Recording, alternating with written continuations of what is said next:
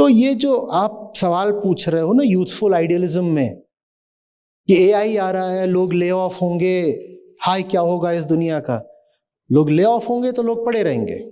जब लोग पड़े रहेंगे और चुनाव आएंगे तो उन लोगों को मुफ्त की चीजें बांट दी जाएंगी। मुफ्त की चीजें बांटनी दो वजह से जरूरी है। पहली बात, मुफ्त की चीज नहीं बांटोगे तो वोट नहीं देंगे। दूसरी बात, अगर उनके पास बिल्कुल पैसा नहीं होगा तो कंपनी जो प्रोड्यूस कर रही हो खरीदेगा कौन? तो लोगों के पास कुछ परचेजिंग पावर बनी रहे, इतना प्रबंध ये समाज कर देगा। अगर लोगों की परचेजिंग पावर जीरो कर दी, अगर सारी की सारी वेल्थ आपने सिर्फ 0.1% में कॉन्सेंट्रेट कर दी, तो जो गुड्स प्रोड्यूस होंगे उन्हें खरीदेगा कौन? और गुड्स अगर खरीदे नहीं जाएंगे तो जो फ्लो ऑफ वेल्थ है टुवर्ड्स द ऑलरेडी वेल्दी वो रुक जाएगा ना। आप जब भी कुछ खरीदते हो उसमें क्या होता है? उसमें वेल्थ फ्लो करती है किसकी तरफ? जो प्रोड्यूसर है उसकी तरफ, क्योंकि सरप्लस किसको मिल रहा है? एक चीज बिकी है, आपने 40 रुपए की खरीदी है, उसमें कॉस्ट 30 की थी, ये जो 10 सरप्लस है वो आपको मिलता है या उसको मिलता है? तो वो जो ट्रांजैक्शन है परचेज का वो उसके लिए जरूरी है ताकि जो फ्लो ऑफ वेल्थ है वो उसकी ओर बना रहे। तो वो कभी ऐसा नहीं करने वाला है कि आपको बिल्कुल पुअर छोड़ देगा, पेनीलेस। ये कभी भी नहीं होने वाला है दुनिया की अर्थव्यवस्था में कि जो मास है, जो जनमानस है, जो ओशन ऑफ पीपल, इनको एकदम स्टार्विंग छोड़ दिया जाए। क्योंकि अगर ऐसा हो गया तो वो भी जो पैदा कर रहे हैं वो कौन खरीदेगा? आपको मिलता रहेगा। आपको कितना मिलता रहेगा? आपको इतना मिलता रहेगा जितने में आप एंटरटेन्ड रहो, जितने में आपकी जिंदगी बस चलती रहे। भले ही आपको वो नौकरी से ना मिले तो वो आपको फ्रीबी के तौर पे मिलेगा। तो ये है दुनिया का आर्थिक भविष्य। इकोनॉमिक डिस्पैरिटी बढ़ती जाएगी और उसके साथ में फ्रीबीज बढ़ती जाएंगी। इकोनॉमिक डिस्पैरिटी बढ़ेगी और जो 99.9% लोग होंगे वंचित, पुअर, उनको अगर एकदम पुअर कर दिया तो पहली बात तो इकोनॉमी ठप पड़ जाएगी, दूसरी बात रिवॉल्यूशन हो सकता है, क्रांति हो सकती है। जो एकदम वंचित हो जाता है, जो शून्य पर पहुंच जाता है, जो सर्वहारा हो जाता है, वो विद्रोह कर देता है। वो कहता है अब तो खाने को भी नहीं, वो सड़क पे निकल आता है। अभी आपने देखा था ना श्रीलंका वगैरह में क्या हुआ था। लोगों को गरीब रखो पर लोगों को एक हद से ज्यादा गरीब मत रखो, नहीं तो वो विद्रोह कर देंगे। तो इसलिए लोगों को मुफ्त की चीजें बांटना जरूरी होता है और लोगों को भांति भांति के नशे और मनोरंजन देना जरूरी होता है ताकि उनको जो आप 2-4 रुपए दे रहे हो उसी 2-4 रुपए में वो संतुष्ट रहें। यह है विश्व का आर्थिक भविष्य। ज्यादा से ज्यादा वेल्थ कम से कम हाथों में कॉन्सेंट्रेट होगी और जो मासेस होंगे उनको मिलेंगे free goods for sustenance and lot of entertainment, lot of very very cheap entertainment. Bharat में अभी बहुत मजेदार सर्वे था कि जो मैलनरिश्ड लोग हैं वो भी डेटा सफिशिएंट हैं। उनकी बॉडी मिनरल डेफिशिएंट है लेकिन उनका फोन डेटा सफिशिएंट है। और ये बहुत जरूरी है क्योंकि ठीक से खाना मिलना भी कोई सस्ती बात नहीं होती है। हम सोचते हैं खाने का मतलब यही होता है बस, क्या कि आपने थोड़ी सी रोटी खा ली, उसमें आपने कोई सब्जी पड़ी थी वो खा ली। अगर आपको सचमुच एक सफिशिएंट डाइट चाहिए तो उसमें भी पैसा लगता है। भारत में आधे से ज्यादा लोग जो खा रहे हैं वो उनको सफिशिएंट इंग्रेडिएंट्स, न्यूट्रिएंट्स नहीं दे रही है डाइट। ये अलग बात है, पता नहीं चलता क्योंकि शरीर की भी अपनी एक व्यवस्था है। शरीर के किसी हिस्से के पास भोजन ना हो, पोषक तत्व ना हो, तो भी वो ब्रेन को वेल सप्लाइड रखता है। तो इसीलिए आप पाओगे कि भारतीयों में ऐसे दुबले दुबले हाथ, दुबले दुबले पांव, लेकिन फिर भी हो सकता है वो आईटीएन हो। क्योंकि बॉडी ने इतना इंतजाम कर दिया था कि बाकी सारे ऑर्गन्स तो ऐसे सिकुड़ गए, श्रिंक कर गए, क्योंकि उनको कभी भी प्रॉपर न्यूट्रिशन मिला नहीं। लेकिन बॉडी सारी प्रेफरेंस इसको दे देती है, कहती है इसको ठीक रखो, इसको ठीक रखो, तो ये ठीक रहा है। ये ठीक है, इसका मतलब ये नहीं है कि पूरी बॉडी ठीक है। हम में से ज्यादातर लोग, हम मतलब मैं माफ करिएगा, आई एम डेयरिंग टू से, हम में से भी ज्यादातर लोग अगर अपना परीक्षण कराएंगे तो अपने आप को बहुत सारी चीजों में डेफिशिएंट पाएंगे। और वो डेफिशिएंसी सिर्फ केयरलेसनेस का नतीजा नहीं होती है। भारतीयों में वो डेफिशिएंसी केयरलेसनेस से ज्यादा मनीलेसनेस का नतीजा होती है। लेकिन उस ओर हमारा ध्यान ना जाए, इसके लिए हमको डेटा सफिशिएंट रखा जाएगा, हमें डेटा रिच रखा जाएगा, और उस डेटा में लगातार एक स्ट्रीम बनी रहेगी कुछ ऐसे मसाले की कि आप भूल जाओ कि आपकी जिंदगी का असली मुद्दा यह है कि आप शोषित हो। यह आपको कभी याद नहीं रखने दिया जाएगा, आपको बहुत सारी चीजों में उलझा के रखा जाएगा। टिटिलेशन, sex, entertainment, humour, comedy of all kinds, politics, religion, ये सब सिर्फ इसलिए है ताकि असली मुद्दे पर आपका ध्यान बिल्कुल जाए ही नहीं। और असली मुद्दा ये है कि इनकम इनइक्वालिटी भारत में और दुनिया में आज जितनी है उतनी कभी नहीं थी, और बढ़ती ही जा रही है, और बढ़ती ही जा रही है, और हर वर्ष बढ़ती जा रही है। ये आपको जानकर हैरत होगी कि जितने भी लग्जरी गुड्स हैं उसमें India as a market west से कॉम्पीट कर रहा है। लग्जरी गुड्स में इंडिया वेस्ट, कम से कम जो यूरोप के देश हैं छोटे वाले, उनसे ज्यादा बड़ी मार्केट बन गया है। For example, residences that cost over 10 और 15 करोड़, उनकी जितनी यूनिट्स यूके में बिक रही हैं उसके कंपेरेबल अब इंडिया में बिकने लगी हैं। For example, vehicles that cost over 1 crore, कोई गाड़ी, वो सारी गाड़ियां जो करोड़ से ऊपर की आती हैं, उनकी इंडिया बहुत बड़ी मार्केट बन गया है। इंडिया बड़ी मार्केट किन चीजों की नहीं बन पा रहा जानते हो? जो चीजें मिडिल क्लास कंज्यूम करती हैं। जब इंडिया का लिबरलाइजेशन हुआ था 91 में, तब वो कंपनीज, एमएनसीज इंडिया आई थी जिन्होंने इंडिया को as a great middle class market देखा था कि इंडिया माने बहुत बड़ी मिडिल क्लास होगी। उल्टा हो गया है, इंडिया की मिडिल क्लास बड़ी नहीं हुई, इंडिया की एलीट क्लास बड़ी हो गई। जो आपकी साधारण गाड़ियां हैं उनकी मार्केट स्टैग्नेंट रहती है, जो लग्जरी व्हीकल्स हैं उनकी मार्केट एक्सप्लोड कर रही है। इंडिया में आज आपको एंटर करना है, do not enter in things that the middle class consumes, because the middle class is progressively becoming lower middle class. Income inequality है वो इतनी ज्यादा बढ़ती जा रही है कि कल तक आप जिसको मिडिल बोल सकते थे वो धीरे धीरे मिडिल भी नहीं रहे। और ऐसा नहीं कि जो नीचे वाले हैं वो गरीब होते जा रहे हैं, वो गरीब नहीं हो रहे हैं। एब्सोल्यूट लेवल पे उनकी भी इनकम बढ़ रही है, पर रिलेटिव लेवल पर कुछ इस तरह से हो रहा है कि जो बॉटम ऑफ द पिरामिड है, अगर उसकी इनकम 3% बढ़ती है तो जो टॉप ऑफ द पिरामिड है उसकी इनकम 300% बढ़ती है। तो बॉटम वाले को भी ये बोलने का हक नहीं मिलता कि मेरी इनकम बढ़ी नहीं है। इनकम उसकी भी बढ़ी है, उसकी बढ़ी है, और जो टॉप ऑफ द पिरामिड है उसकी बढ़ी है 300%। तो दूरी बढ़ती जा रही है। दूरी बढ़ने के कारण कल तक आप जिसको मिडिल क्लास बोल सकते थे, आज तो उसको मिडिल क्लास बोलना भी मुश्किल है। सच तो यह है कि टॉप ऑफ द पिरामिड की तुलना में सब लोअर मिडिल क्लास है। यह दुनिया का भविष्य है, जैसी ये दुनिया जा रही है। इस भविष्य में जो एक चीज तुम्हें शामिल करनी चाहिए थी वो करी नहीं, इतनी अवेयरनेस होनी चाहिए, वो है क्लाइमेट डिजास्टर। अब क्लाइमेट डिजास्टर का वास्ता भी इस पिरामिड से पूरा पूरा है। पूरी क्लाइमेट डिजास्टर के लिए जिम्मेदार ये टॉप ऑफ द पिरामिड है, टॉप 1%। और इसको भुगतने वाला है जो बॉटम है।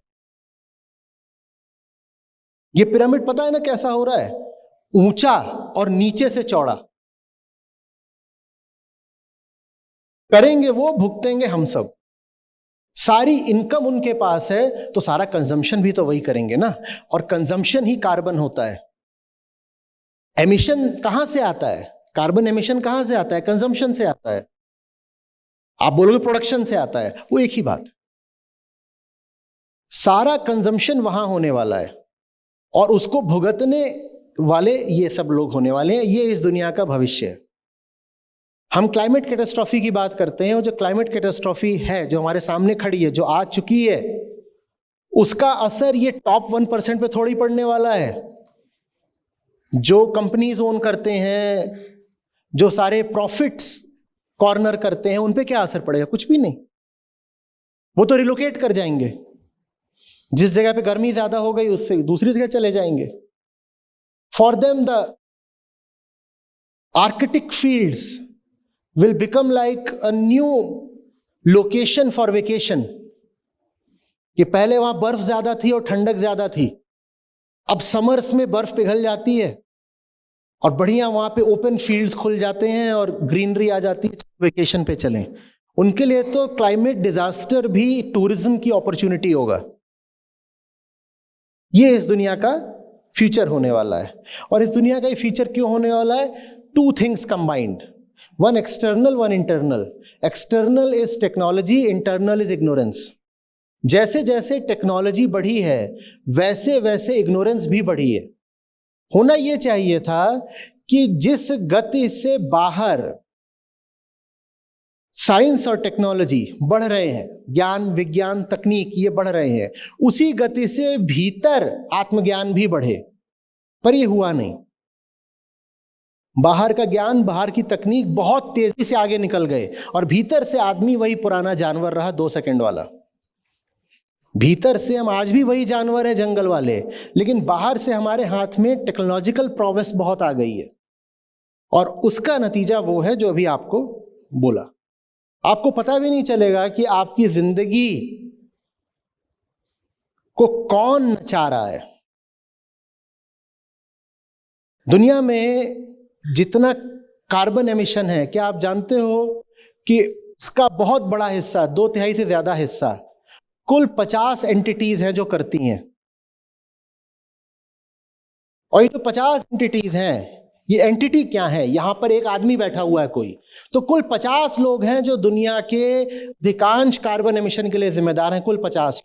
ये 50 लोग, इसी तरह के 50 लोग आने वाले समय में सर्वे सर्वा बनेंगे, हमारे माई बाप बनेंगे, हमारे आका हैं, बनेंगे नहीं हैं। और हमें सबसे जो इसमें बेइज्जती की बात है, गरिमाहीन बात है, वो ये कि हम गुलाम बनकर नाचेंगे और हमें हमारे आका का नाम भी नहीं पता होगा।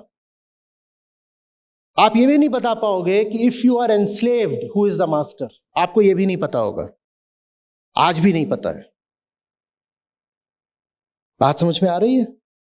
अभी भी ये सवाल इसलिए कर पा रहे हो बेटा क्योंकि यहां पर एक माहौल तैयार हो गया है और मेहनत करके आपकी एसोसिएशन ने हमें बुलाया, हम भी यहां पर आए, तो आप ये सवाल भी कर पा रहे हो।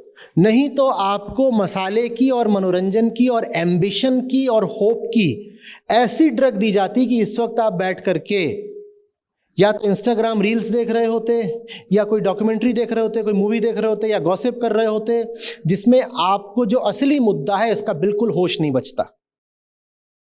बात समझ आ रही है? ये सब होता रहेगा और कोई इसका विरोध नहीं करेगा क्योंकि सबको नशा चटा दिया गया होगा। और नशा हमें दिन रात चटाया जा रहा है, दिन रात। उपाय क्या है फिर? जो भी हो रहा है यही उपाय है।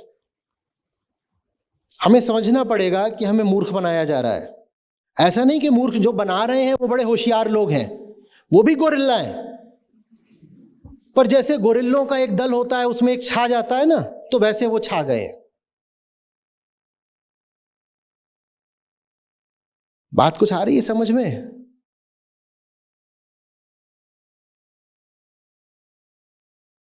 अब क्या करें?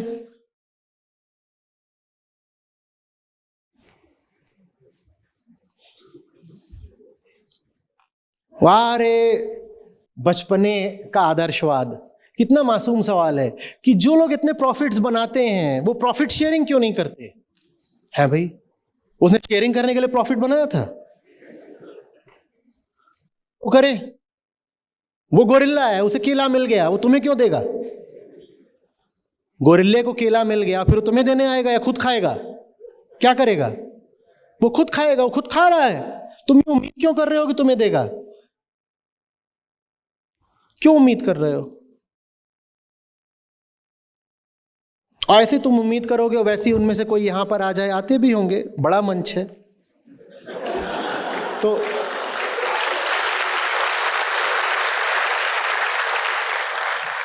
तो आप लोग ऐसे ही मासूमियत भरे सवाल पूछ भी लेते होगे कि सर आपका 18,000 करोड़ का मुनाफा हुआ है, आप उसका क्या करोगे? और जैसा तुम्हारा सवाल वैसे ही वो जवाब भी दे देते होंगे, इसको तो हम इंडिया की पॉपुलेशन में वितरित कर देंगे। वाह, हाँ, CSR कर देंगे। और जिन लोगों को NGOs का जरा भी पता है वो जानते हैं कि CSR क्या चीज है। उन्हें अच्छे से पता है CSR क्या होता है। आपकी भी संस्था है और अब बहुत पुरानी भी हो रही है, आज तक 1 रुपया CSR का ना हमें मिला ना हमने लिया, क्योंकि CSR का मतलब ही यही होता है कि ऐसे आएगा और ऐसे लौटा दो, बीच में थोड़ा सा रख लो। इस तरह के प्रस्ताव कई आए बीच बीच में, हमने कहा नहीं करना है बाबा, ये CSR है तो नहीं करना है। 1 रुपया CSR का आज तक नहीं। पर आपके ताली मत बजाइए, डोनेट करिए। CSR नहीं आता है हमारे पास। बात आ रही है? लेकिन अभी वहीं पे कोई आके आपको बोलेगा, let me tell you about our corporate social responsibility, हमने इतना रुपया CSR में लगाया, और आप ताली मारना शुरू कर दोगे, मारते ही जाओगे, मारते ही जाओगे, रुकोगे ही नहीं। आपको याद ही नहीं आएगा वो गोरिल्ला है, और गोरिल्ले को केला मिलता है तो बांटता नहीं है। अगर लग रहा है कि वो बांट रहा है तो धोखा है। कोई नहीं कुछ बांटने वाला बाबा। ये हो सकता है वो खा पी के छिलका उछाल दे, आप उसमें खुश हो जाओ, वो हो सकता है। समझ में आ रही है बात?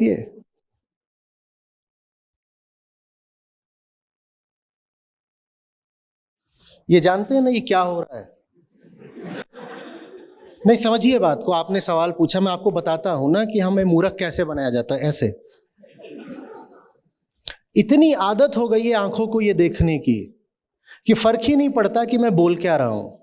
ये आपके लिए नहीं किया जा रहा है, ये उनके लिए किया जा रहा है। अब वो, आप तो यहां पर बैठे हुए मान लीजिए 1000 लोग, ये उनके लिए किया जा रहा है, जो लाखों लोग जो इसको अब देखेंगे, और उनको ये दिखा दिखा करके नशे का ऐसा आदी बना दिया गया है कि अगर वो देखेंगे कि एक आदमी ऐसे ही बोल रहा है और रोशनी ठीक नहीं है या कुछ गिचपिच नहीं हो रहा, तो देखेंगे ही नहीं। होश भी आप तक नशे के मार्ग से लाना पड़ रहा है। बताओ क्या करें? भारत ने अपने आप को एक नई चीज अब बोलना शुरू किया है, the world's biggest welfare economy.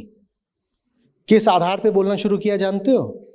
हम बोलते हैं कि 80 करोड़ लोगों को अब हम मुफ्त खाना देते हैं। इसका मतलब समझो क्या है? क्या है इसका मतलब?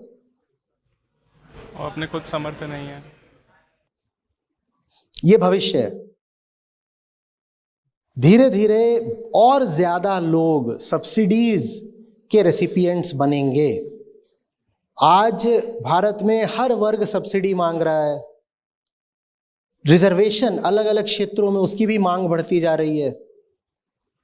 ये सब क्या हो रहा है? यही है क्योंकि आप में इतनी अंदरूनी काबिलियत छोड़ी ही नहीं जा रही कि आप अपने दम पर अपने लिए कमा सको।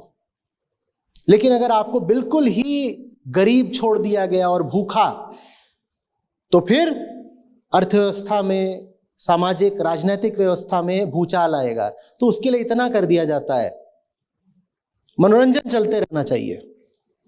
वो भूखा भी मर रहा हो तो भी उसका इंस्टाग्राम चलता है।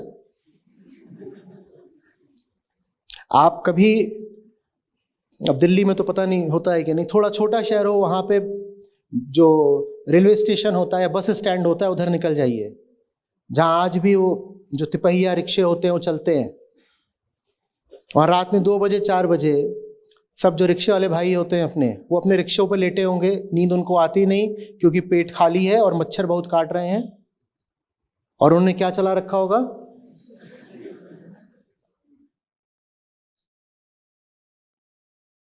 ये देख लीजिएगा।